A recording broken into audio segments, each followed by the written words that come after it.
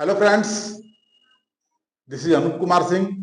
आज फिर से यूट्यूब के अपने प्लेटफॉर्म पर एजुकेटर्स बूस्टर पे आप लोग का हार्दिक अभिनंदन करता हूं। अपने ज्योग्राफी के इस सीरीज में, क्विक सीरीज में, हम आज फिर से एक महत्वपूर्ण टॉपिक को लेकर के यहाँ पे उपस्थित हुए हैं। और आज हम लोग अपने इस ज्योग्राफी में आज हम लोग कुछ महत्वपूर्ण लोकेशंस को देखेंगे, ठीक है, जहां से क्वेश्चंस आते ही आते हैं। आप लोगों को मैंने पिछले क्लास में बहुत सारे महत्वपूर्ण लोकेशंस के बारे में बताया है, जैसे कि ब्लैक सी हो गया, रेड सी हो गया, ठीक है। उसके बाद फिर जैसे कि हॉर्न ऑफ अफ्रीका हो गया, ठीक है। उसके बाद फिर जैसे कैस्पियन सी हो गया, ठीक है। उसके बाद फिर ग्रेट लेक्स हो गया। इस तरह के इतने इंपॉर्टेंट टॉपिक्स हैं कि आप लोग अगर इस टॉपिक्स को अच्छे से करते रहेंगे तो यही क्वेश्चन में तब्दील हो जाते हैं। यही सभी टॉपिक्स जो हैं क्वेश्चंस के रूप में आपको दिखते हैं, है ना।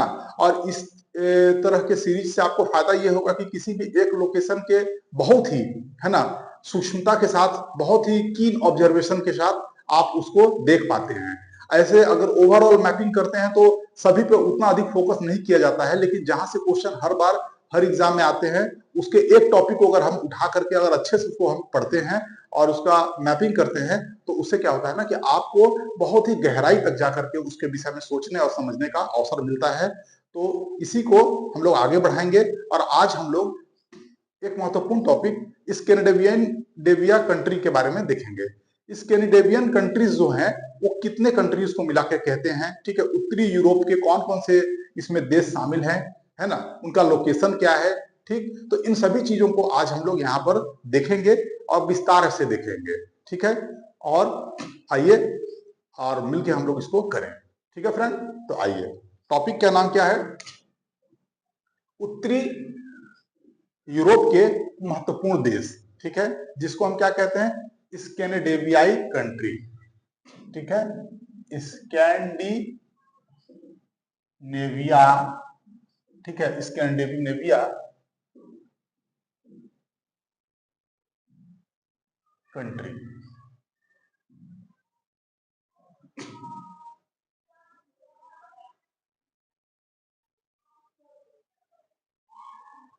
ठीक है, आइए तो अब देखते हैं हम लोग ये कौन कौन से कंट्री है इसके अंदर। तो मैप बनाना है पहले। तो एक सबसे पहले इंपॉर्टेंट है क्या, एक इन सभी लोकेशंस के लिए हमें एक मैपिंग करना है।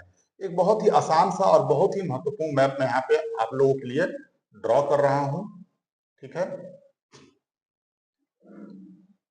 मैप आप लोग भी ड्रॉ कीजिए। देखिए, मैपिंग एक ऐसा चीज है जो हर किसी को आना चाहिए, ठीक है। इससे क्या होता है कि मैपिंग अगर आपकी बहुत अच्छी है तो क्या होगा, आप लोगों को किसी भी तरह की समस्या नहीं होती है।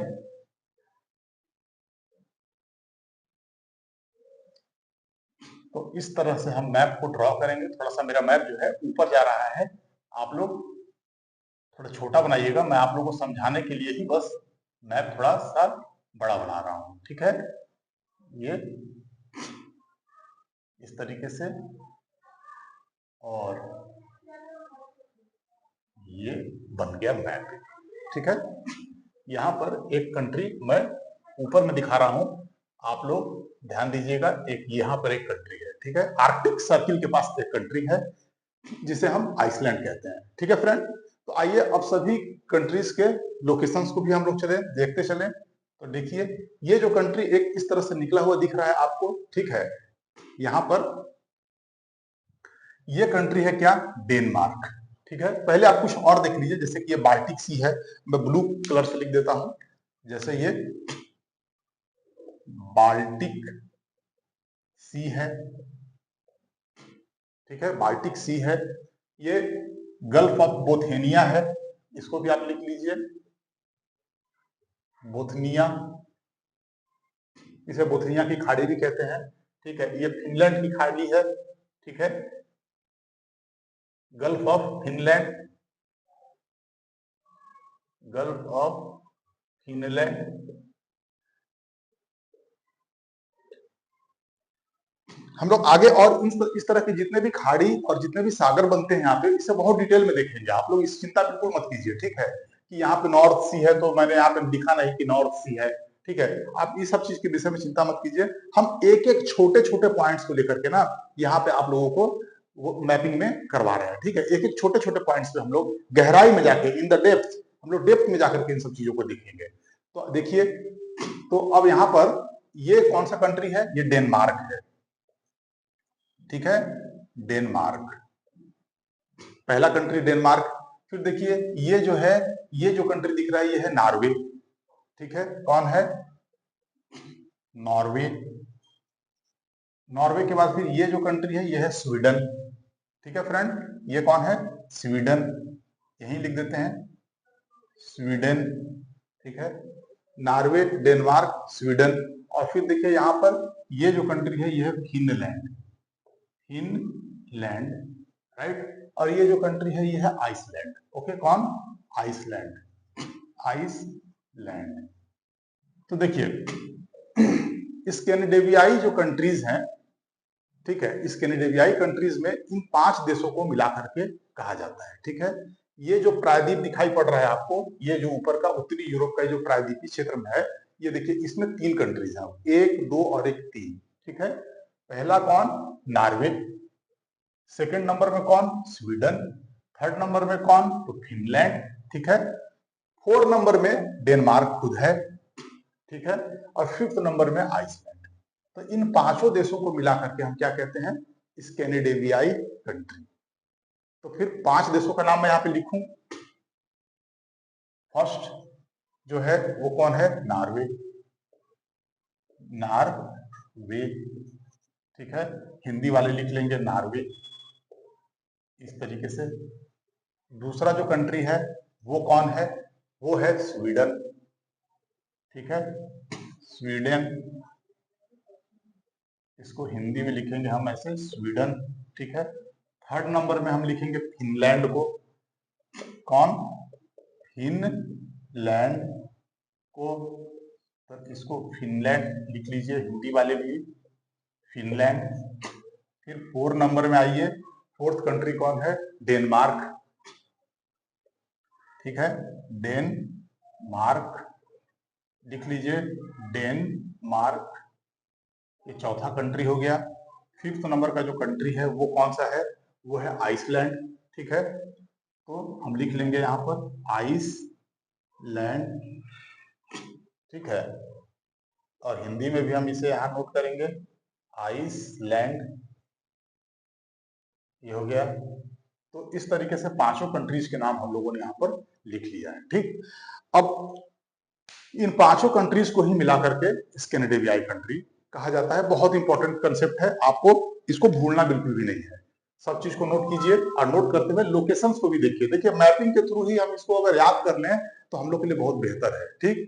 उसके बाद एक कोड मैं दूंगा ऐसा चलता फिरता, लेकिन कोड का क्या है ना कि आप उसको बहुत मजा नहीं आता, मतलब पहले तो आपको पूरा मैपिंग करना है, क्योंकि मैपिंग में क्या होता है कि मतलब ईस्ट टू वेस्ट, ठीक है, साउथ टू नॉर्थ, इस तरह से भी अगर सजाने के लिए कभी कंट्रीज के विषय में दे दे, बोल दे कि पश्चिम से पूरब की ओर स्कैंडिनेवियाई कंट्री का क्रम क्या है, ऐसे, तो वहां पे थोड़ा कोड उतना नहीं चल पाता है, लेकिन तब भी मैं लास्ट में कोड आपको दे दूंगा, ठीक। फिलहाल आपको ये पता हो गया। अब जरा सा हम देख लें राजधानी भी, है ना। तो आइसलैंड की राजधानी देखिए तट पे है, यहाँ पर पेन का कलर हम चेंज कर लें यहाँ पर थोड़ा सा, तो यहाँ पर देखिए ये राजधानी यहाँ पर स्थित है आइसलैंड की, क्योंकि आपको पता है ना आइसलैंड एक बर्फ से जमा हुआ, ठीक है, पूरा क्षेत्र है, ठीक। आइसलैंड बर्फ से जमा हुआ एक द्वीप है। तो यहाँ पे क्या होता है ना कि जो कोई भी ऐसा देश जो कि या द्वीप जो कि बर्फ से जमा हुआ होता है, तो उसके तटीय क्षेत्रों में ही लोग निवास करते हैं, ठीक। तटीय क्षेत्रों में निवास इसलिए करते हैं क्योंकि जो बीच का जो क्षेत्र होता है द्वीप के, वो ज्यादा ठंडे होते हैं, अधिक बर्फ वहां पे पड़ती है और अधिक मोटी बर्फ की क्या है, चादरें बिछी होती हैं, तो जीवन ज्यादा कष्टकारी होता है। इसीलिए जीवन को आसान बनाने के लिए, स्वाभाविक बनाने के लिए तटों पे लोग निवास करते हैं। और आपको पता है, अगर नहीं पता है तो हम लोग इसमें तो बहुत डिटेल में करने वाले हैं, मैं केवल जानकारी दे देता हूं कि यहाँ पर अटलांटिक ओशियन से एक जलधारा बहती हुई आती है, ठीक है, वो गर्म जलधारा है जिसे नॉर्थ अटलांटिक ड्रिफ्ट के नाम से भी जानते हैं, जिसके वजह से तटीय क्षेत्र में, आइसलैंड के तटीय क्षेत्रों में बर्फ निरंतर पिघलते रहते हैं और वहां पर रहने योग्य क्या है, वातावरण बन जाता है। तो इसीलिए इसका तट क्या है, किनारे स्थित है यहाँ पर। तो ये इसका आइसलैंड की राजधानी का नाम क्या है, रेकजाविक। ठीक है, क्या, रेकजाविक। तो मैं यहाँ पर लिख देता हूं, यहाँ पर, या फिर मैं इसे अच्छे से यहां लिख दूं, रेकजाविक। ठीक है, रेकजाविक। उसके बाद आइए नॉर्वे का। तो नॉर्वे का आपको पता ही होगा, नॉर्वे का क्या रहे राजधानी, ओस्लो। ठीक है, ओस्लो, नॉर्वे का राजधानी ओस्लो यहां पर। तो आप लिख लीजिए ओस्लो। ठीक है, स्वीडन की राजधानी क्या है, स्वीडन की राजधानी स्टॉकहोम। ठीक है, तो आप लिख लीजिए, हम यहीं पे लिख देते हैं स्टॉकहोम। ठीक, उसके बाद फिर आगे बढ़िए तो फिनलैंड की राजधानी, फिनलैंड की राजधानी आपको पता है हेलसिंकी है। ठीक है, गल्फ ऑफ फिनलैंड के पास स्थित इसकी राजधानी हेलसिंकी, हेलसिंकी। राइट, उसके बाद फिर डेनमार्क की राजधानी जो है वो कहाँ है, तो डेनमार्क की राजधानी देखिए, थोड़ा सा डेनमार्क क्या है, एक छोटे छोटे बहुत सारे समूह है वहां पर, और एक कटा छटा तटीय देश है, माने इसके मुख्य भूमि से कुछ कटे छटे तट दूर दूर तक फैले हुए। ठीक है, तो इसलिए इसकी राजधानी थोड़ी सी हट के यहाँ पर स्थित है। ये मत समझिएगा पानी के बीच है, यहाँ पे कटे छटे बहुत सारे छोटे छोटे हैं, मैं बना नहीं रहा हूँ क्योंकि मैप उतना क्लीन फिर दिखेगा नहीं, तो इसलिए ये देखिए यहाँ पर है, ये कौन है, ये है कोपेनहेगन। लिख लीजिए कोपेनहेगन।